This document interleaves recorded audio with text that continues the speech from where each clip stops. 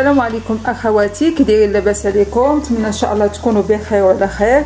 اليوم ان شاء الله جيتكم واحد اون طارت بلي فخوي فيها بات صابلي وفيها واحد كريم موسلين وبيستاج. بالنسبه لاباط صابلي البنات سمحوا لي مشى لي الفيديو دونك غنضطر انني نقول لكم اوديو. بالنسبه لاباط صابلي غنحتاجوا 180 غرام ديال الزبده، يعني نقدروا نخدموا بالزبده ديال لابواط او الزبده العاديه. كاينه 140 غرام سكر كلاصي، كاينه بيضه اصفر بيضه، 50 غرام ديال بودره ديال اللوز و300 غرام ديال الدقيق.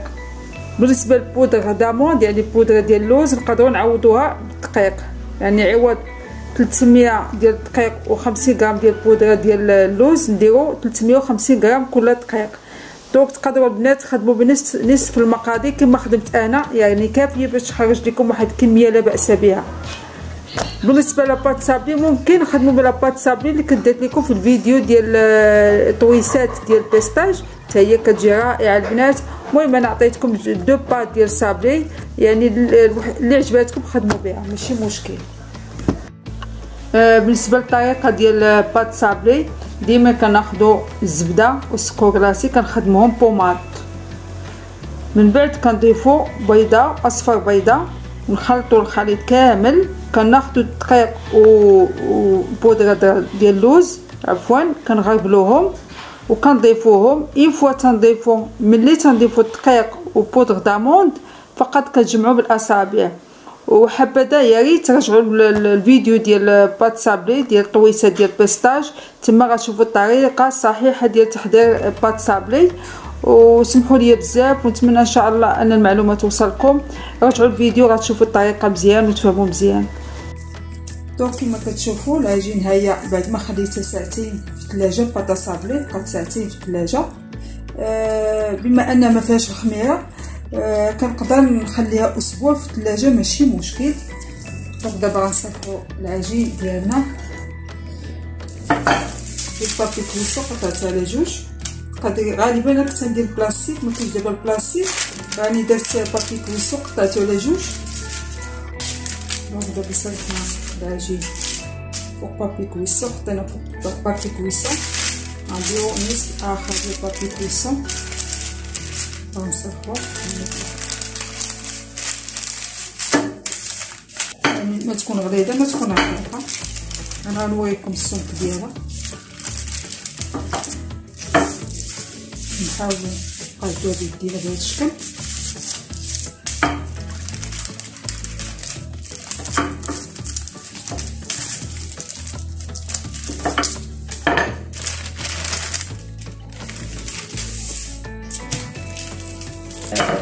بين قوسين علاش كندير بابي كويسون او بلاستيك باش ما نبقاش، لانني الا خدمت مباشره فوق الخامه غنبقى مره نزيد دقيق، يعني العجين كتولي هازه اكثر من المقدار اللي عطيتها ديال الدقيق.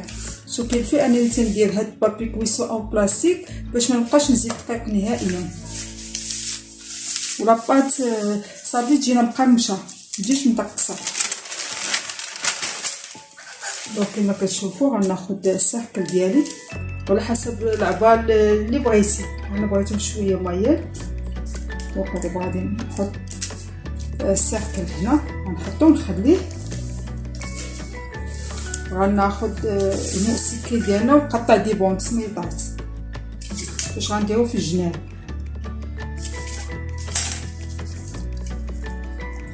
بغيت تقطع ماشي مشكل، لاننا غادي نلصقوها بالمخا وغنفينيوها. واخا ناخذها بهذا الشكل ماشي كتبقاي تلصقي، لان في الاخير العجين كيتماسك كيتلاصقوا بعضياتهم ما كيبقاش. متخافوش منه. صافي كنبقى نضغط هنا الجناب.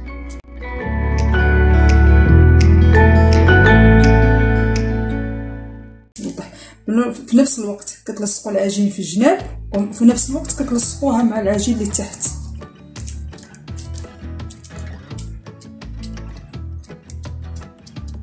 صافي من بعد كتفينيوها بالسكين، يعني السكين كتقلبوه بهذا الشكل، كتبقاو غير بهذا الشكل باش تجي الخدمه فينيه ونقيه.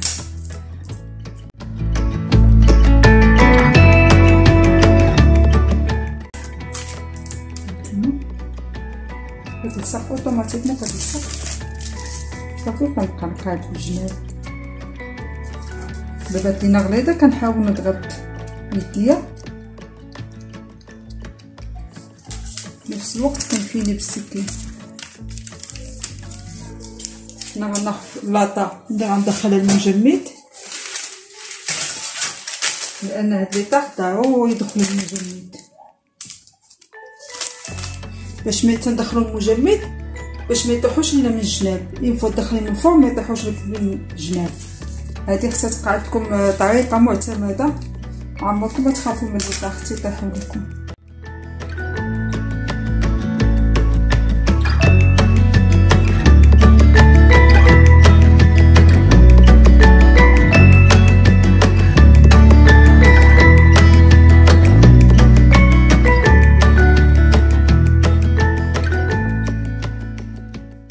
العجين ملي كتساليو العجين مكنجمعوش بهذا الشكل، نديرو بهذا الشكل.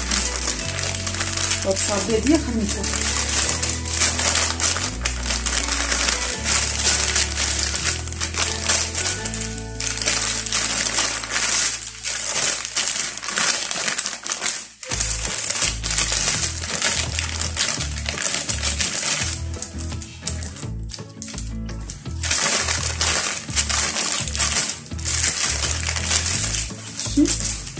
هاكي جمعتي العجين كامل. نعاود نصفو بالشيء.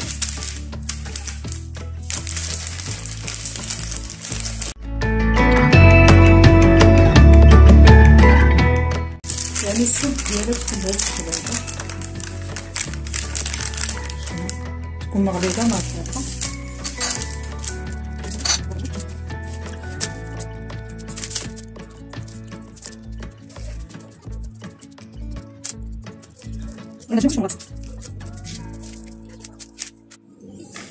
كما كتشوفوا دابا راني عمرت لي صاحكي ديالي بالعجين. هاد الحاله غنحاول نتكوها بالفرشيط. انا غندخلها دابا المجمد حتى تجمد تماما. هذا هو السر ديال هاد لي طارت، كيجي لا فينيسيون ديالهم مزيان وما كيطيحوش من الجناب. دابا غندخل المجمد. ساعه ما كنتجمد ليا نحس بها قصاحت من المجمد للفرن ونشعل لاستيس الثانيه. لاستيس الثانيه هي ان الفرن يكون ساخن ونشعلو عليها من الفوق، هي الاولى يعني ما كنشعلوش تحت، نشعلو الفوق حتى تقبض في راسها من الجناب. ديك الساعه غادي نشعلو عليها من التحت. انا حق عندي هذاك ديال الفونتيلاتور كنشعل عليها من الفوق والتحت. ليسونسيال هذه النقطه مهمه اللي تنأكد عليكم. انا تنحاول نأكد انكم تشعلوا من المجمد، الفرن يكون ساخن وتشعلوا عليها من الفوق. ونتلاقاو ان شاء الله. دابا غنحطوا واحد كريم موسلين وبيستاج، يعني غنخدموا بها غنديروا فيها روح البيستاج. بالنسبه لهاد الكريم موسلين غنحتاجوا ربع ديال الحليب، عندنا 50 غرام ديال سنيده، عندنا ساشيه ديال فاني، عندنا بيضه ولكن غادي ناخذ غير النصف ديالها. غناخذ بيضه كامله ونطربها وناخذ غير النصف ديالها. عندنا روح ديال بيستاج، عندنا 40 غرام ديال كريم باتيسير، عندنا 75 غرام ديال الزبده. هذه زبده سبيسيال، اللي بغا يدير الزبده ديال لابواط ماشي مشكل. نبداو بالطريقه. بالنسبه للطريقه غناخذوا نص لتر ديال الحليب، عفوا ربع ديال الحليب. انا خدامه بنص المقادير. غندير السنيده، هادشي كلشي غنديرو فوق النار. غنديرو ساشي ديال فاني،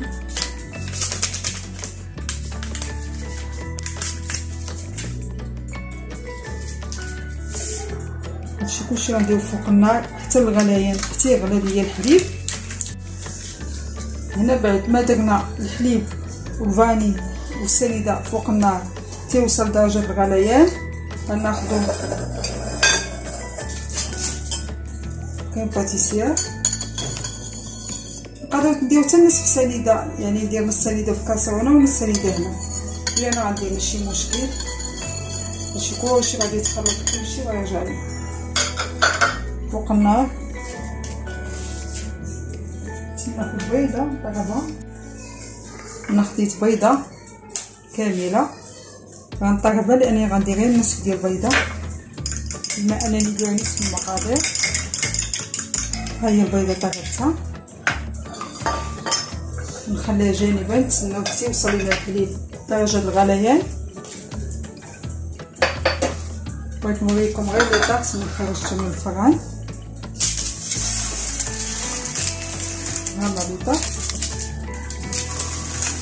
هما دابا كنحيدهم مليح بزاف كيتحيدوا بوحدهم.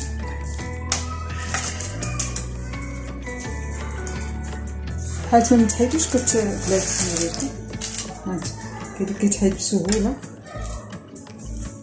كنحيدو لهم مسحكن باش كنرجعوهم من الفرن يطيبوا لينا هنا من الجناب. اللي ما طابش طيب من الجناب بالنسبه لهادي زوينه.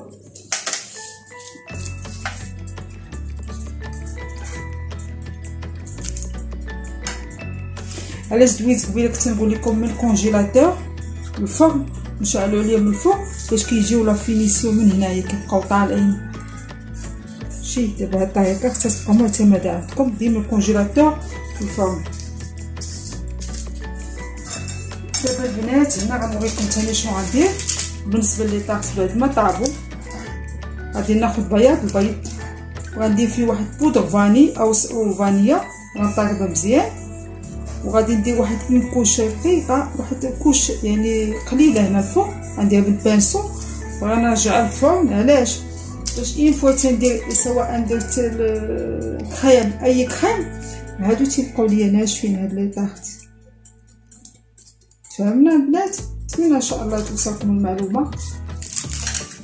اسمحوا لي انني تنكرر لان بعض الاخوات تيطلبوا مني تيقول لي ملكه شرحي لينا مزيان. كما كتشوفوا دابا غندير نصف البيضه ونخلط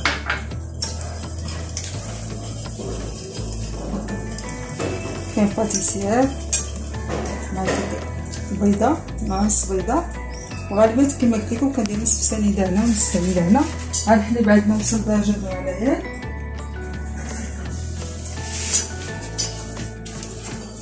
دونك غادي نكب شويه ديال الحليب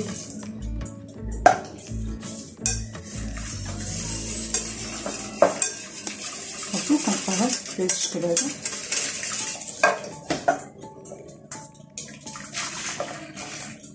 في الاخير غنرجع كلشي للنار.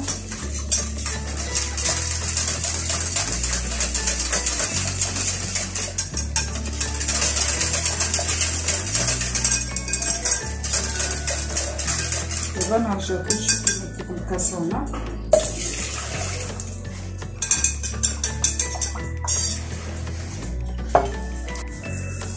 كما كتشوفوا هاك الموصلين ديالنا دايرين فوق النار.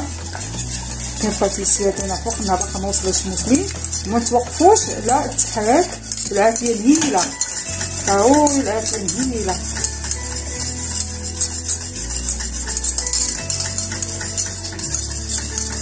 هاي كتعقد لينا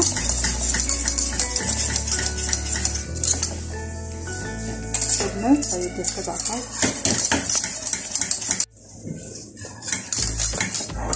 شويه هذا عقدت لينا. ما نحيدوها تتولي تبقبق. نحاول نشرح لكم. المهم نتوما ما توقفوش على التحريك. دابا غنطفيو البوطه بعد ما عقدت غنطفيو على البوطه ونزيدو الزبده. هادي هي كريم موسلينا البنات. هانتوما دابا غندير الزبده.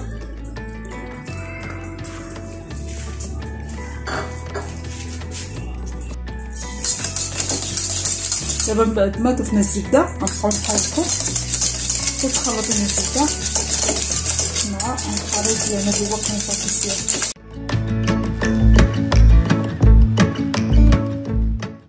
نقدروا الا بات لينا فيها شي حبيبات نطحنوها بالميكسور تولي لنا الكريم موسلين ليس.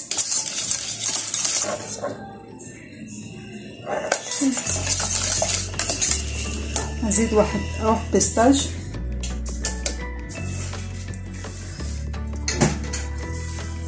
نضفنا واحد ديال البيستاج يعطينا لوغو اللول والمضر. بالنسبه للنكهات يبقى له شوا ديالكم، اللي بغا دير شي نكهات ديالها ماشي مشكل، عندها في الدار دير. احنا دابا حصلنا على كريم موسلين، غنخليوها جانبا. غنشوفوا لي طاح ديالنا. ناخذ بيضه، نحاولوا نفرقوا الصفاره ديال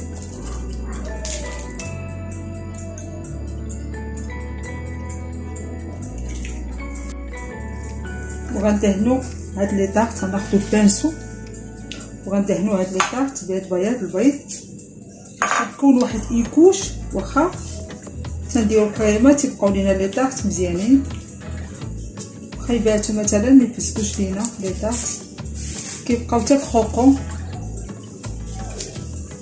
في حين الا ما درناش هاد الطريقه، درنا شي كريمه او شوكولا كيفسدو لينا لاباتو. غادي نرجعوهم للفرن. خلاتي طيب لينا داك البيض كيحاول يثبت لينا على لاباط.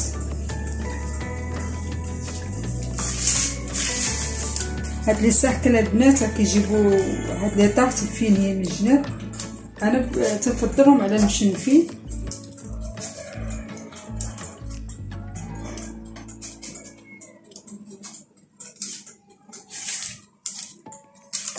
نقدروا نديروا هاد البيض نديروا فيه شويه بودر فاني باش كنحيدوا ديك الزفويه ديال البيض.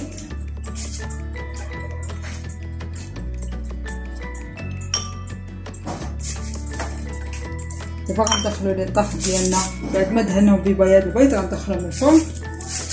فقط غير شد لينا هاد بياض البيض ونطلقوه. دابا اخواتي وصلت مرحله التزيين، يعني التزيين النهائي. كما كتشوفوا هادو زينتهم، عرفتي كنت عطي هادو زينتهم ميكتين. ها هو يعني اي فاكهه عندك في الدار خدمي بها ماشي مشكل. دوك انا عندي ميرتيل هنايا، عندي الكيوي، وعندي هذا الخوخ. ياك الخوخ خوخ الشهديه. هاد الجوج ديما كيتلفوا ليا. دونك بالنسبه نوريكم كيفاش قطعت انايا سميتو كيوي.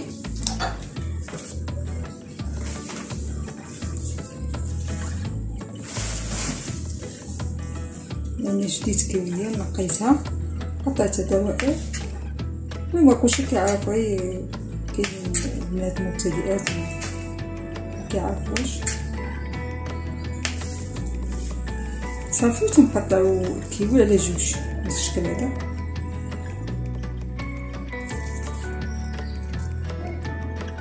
الكيوي كنقطع على جوج.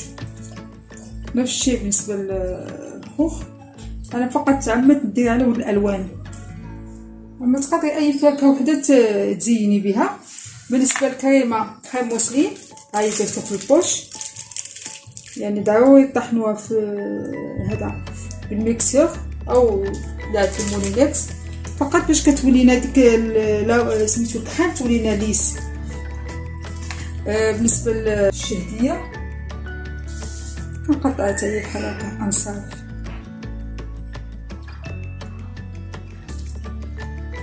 الاولى كتقطع، الثانيه الا كاين العظم نص كتجيبها حتى هكا نص، كتلقاي العظم صافي وتقطعيها بحال هكا.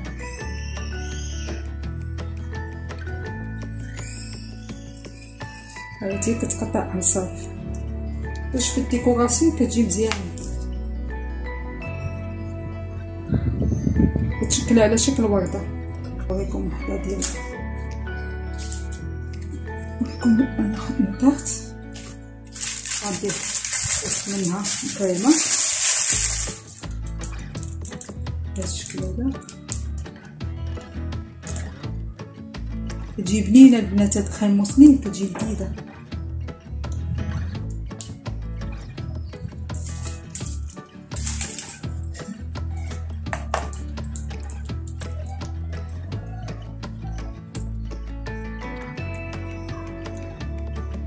حتى الفرomboise هو كيجي زوين، الفريز هو كيجي رائع. ولكن الفريز كتعرفوا هاد الوقيته ما تيبقاش الفريز. دوك اي فاكهه موسميه ممكن تخدموا بها. هكذا. نضيف ميرتيل، هندير ميرتيل.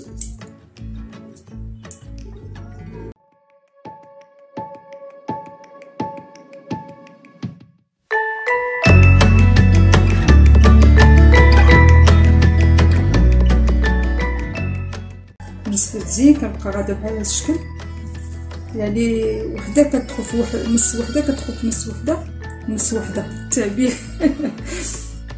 دونك دابا ملي كنقطعوا انصاف كنحاول ندخلو كل وحده بهذا الشكل هذا، نحاول هكا باش كنشكلو عريضه بهذا الشكل هذا.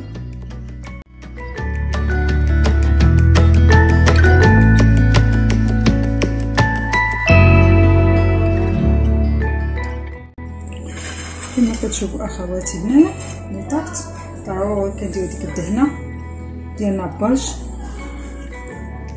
بوردوني، واحد لابغيونس اللي تكون زوينه تفتح الشهيه.